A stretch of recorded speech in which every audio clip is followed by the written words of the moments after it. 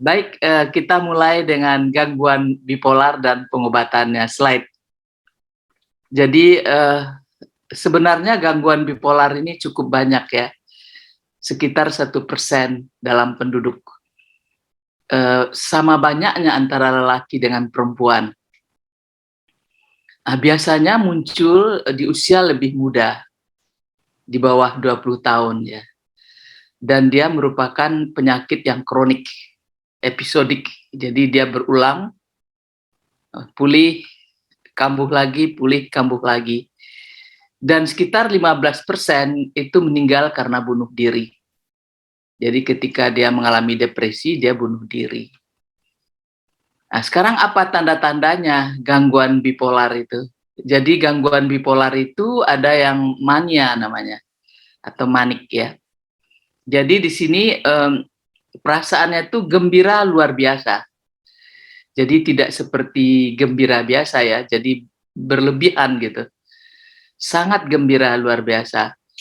Tapi kadang-kadang juga tidak gembira ya. Ada juga yang muncul dengan mood atau perasaan yang mudah tersinggung. Uring-uringan terus gitu ya, marah, irritable ya. Jadi sedikit aja ada masalah di sekitarnya ya yang seharusnya tidak menjadi perhatiannya, itu menyebabkan dia marah gitu. Terus merasa hebat. Jadi ini dia pede luar biasa ya, jadi dia merasa orang yang hebat. Dan impulsif. Impulsif itu tidak mikir ya apa yang akan dia lakukan. Jadi apa yang teringat, yang terpikir oleh dia langsung dia kerjakan ya, sehingga kadang-kadang memberi risiko yang cukup besar gitu ya. Jadi misalnya impulsif, misalnya melakukan bisnis gitu. Impulsif misalnya melakukan pekerjaan-pekerjaan yang tidak semestinya ya, atau misalnya ngebut di jalan raya, bisa seperti itu. Ada rasa benci juga ketika mania itu, dan uring-uringan seperti tadi ya. Banyak sekali idenya. Jadi mau melakukan ini, mau melakukan itu ya. Ada pasien yang mau bikin laundry lah, nanti mau bikin toko lah, mau bikin jualan macam-macam gitu ya. Jadi idenya banyak sekali. Sehingga kadang-kadang dia lakukan ide yang banyak itu, tapi tidak ada yang sempurna ya. Ada ide kebesaran seperti tadi, dia merasa orang hebat ya.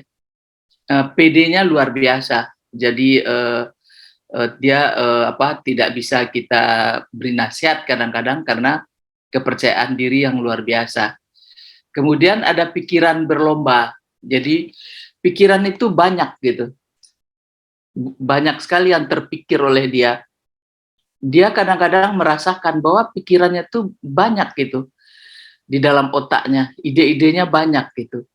Nah, itu sehingga kadang-kadang karena pikiran itu berlomba, dia pengen mengeluarkan semua isi pikirannya itu. Sehingga kita bisa melihat dia berbicara sangat cepat gitu. Jadi hanya orang mania yang bisa berbicara seperti itu. Jadi walaupun kita contoh ya, kita tidak bisa secepat orang mania berbicara. Jadi dia seperti tidak henti-hentinya berbicara. Ya karena pikiran yang berlomba tadi, ide yang banyak di dalam pikiran atau dalam otaknya.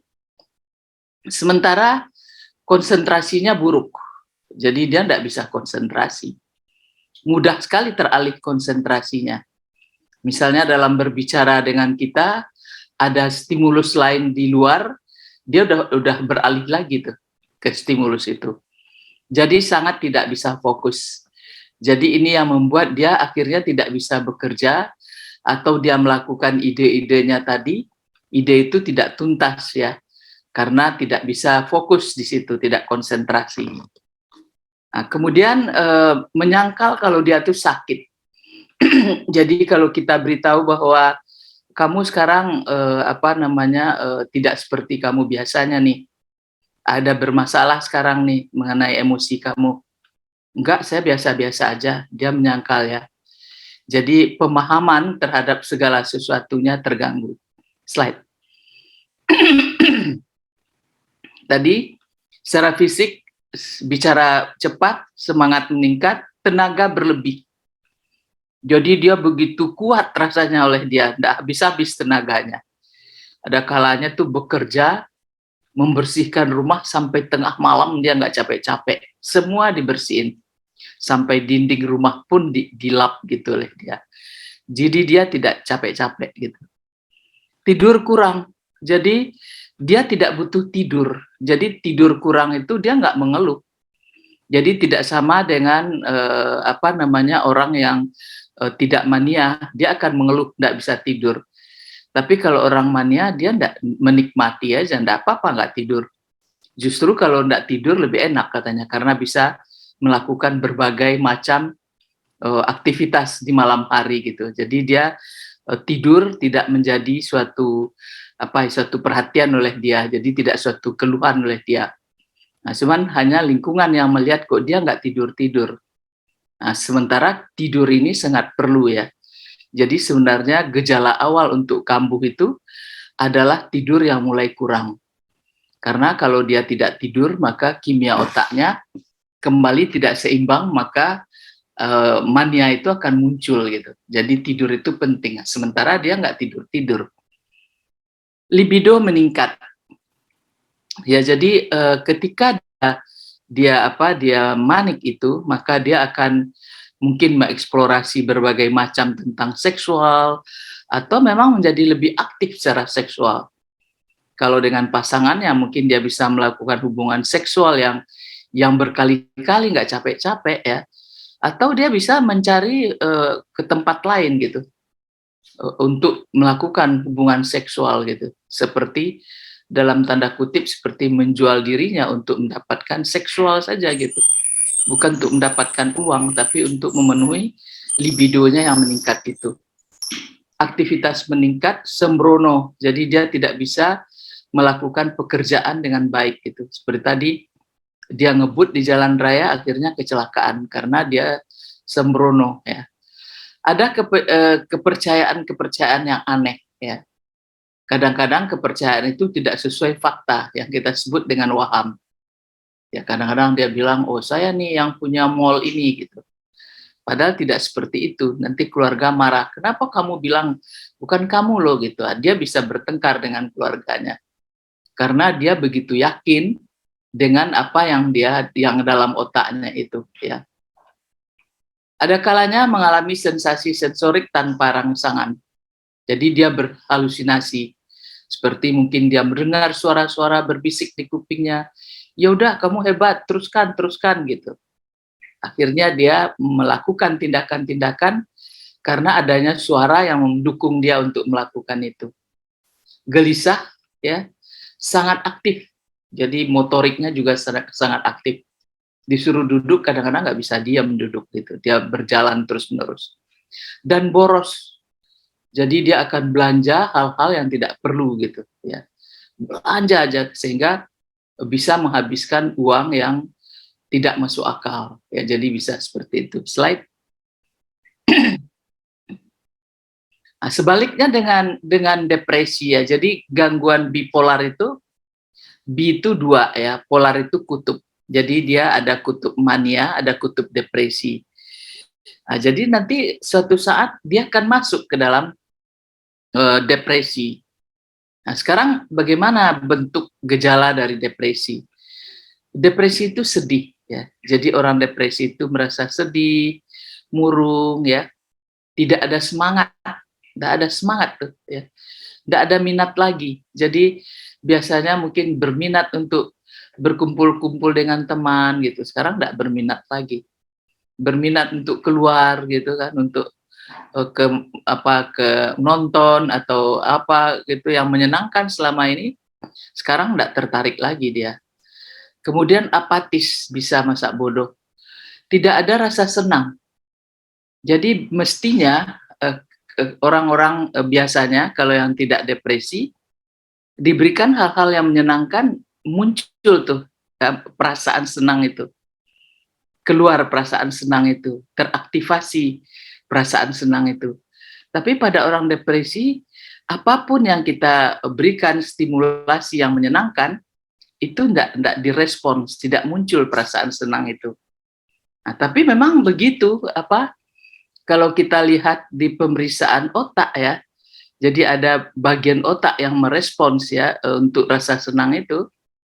Nah, itu di otak depan kita ya, korteks prefrontal cortex, bagian medial itu untuk rasa senang.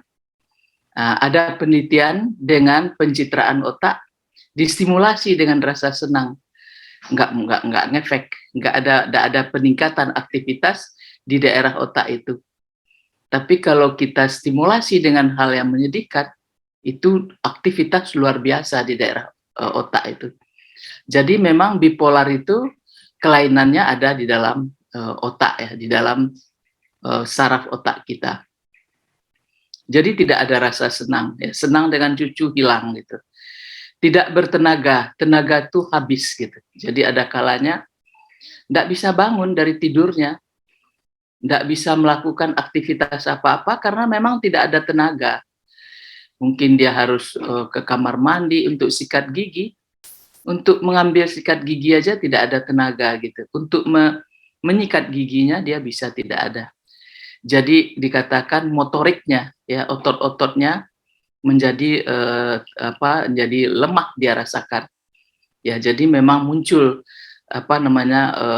retardasi namanya dari motorik itu. Rasa rendah diri. Jadi rasa rendah diri ini udah nggak pantas ya. Tadinya dia begitu orang yang pede, tapi ketika depresi dia bisa merasa orang yang sangat rendah ya, nggak ada harga, nggak ada kepercayaan diri, rasa bersalah ya, jadi tidak percaya diri, rasa bersalah. Jadi kadang-kadang memang ada kesalahan di masa lalu, tapi ketika dia depresi rasa bersalah itu menjadi lebih berat. Padahal sebenarnya kalau dia tidak depresi dia bisa mengatasi atau melupakan rasa bersalah itu. Tapi ketika depresi dia merasa bersalah yang luar biasa. Kadang-kadang merasa bersalah dengan hal-hal yang tidak pernah dia lakukan. Tapi dia begitu yakin dengan kesalahan itu. Sehingga kadang-kadang ini yang menimbulkan ide-ide untuk mengakhiri hidupnya. Rasa bersalah yang berat itu. Mudah tersinggung, ya, sangat mudah tersinggung. Merasa tidak ada masa depan. Jadi tidak ada harapan. Jadi orang-orang depresi itu dia tidak melihat lagi ada masa depannya.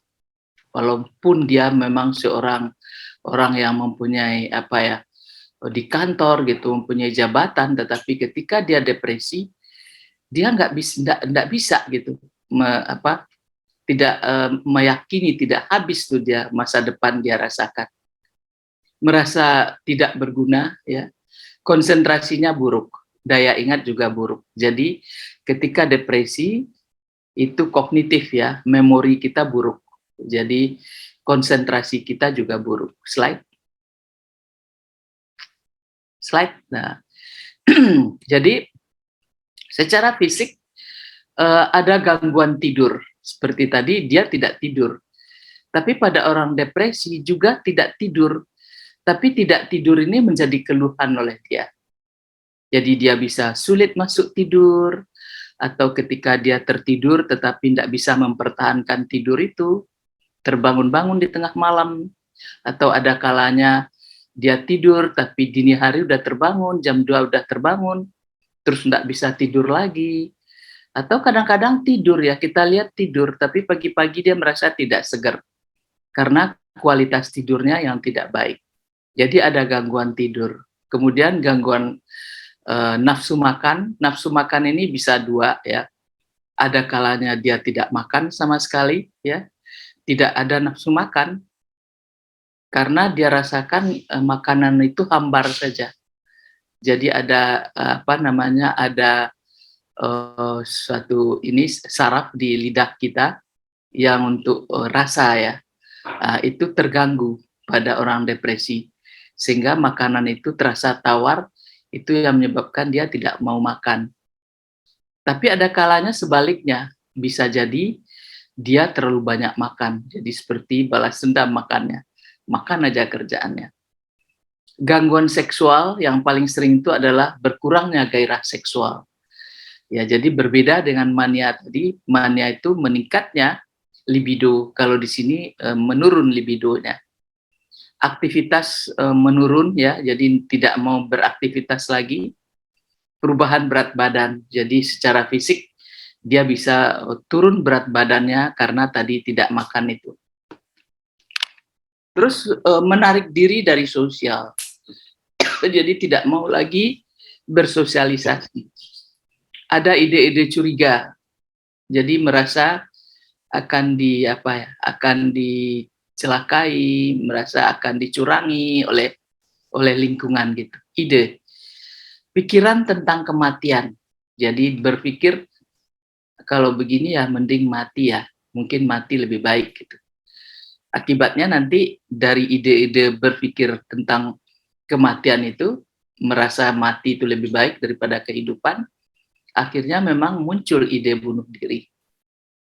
Aduh, ya udah bunuh diri aja lah. Akhirnya bisa merencanakan untuk bunuh diri itu, sehingga bisa melakukan tindakan bunuh diri. Ada tindakan bunuh diri ini memang berakhir dengan kematian ya, atau tindakan bunuh diri itu bisa berakhir dengan cacat ya, misalnya dia dia lompat dari satu bangunan, mungkin tidak meninggal ya, tetapi bisa patah gitu, sehingga menjadi cacat ya, akibat tindakan bunuh dirinya.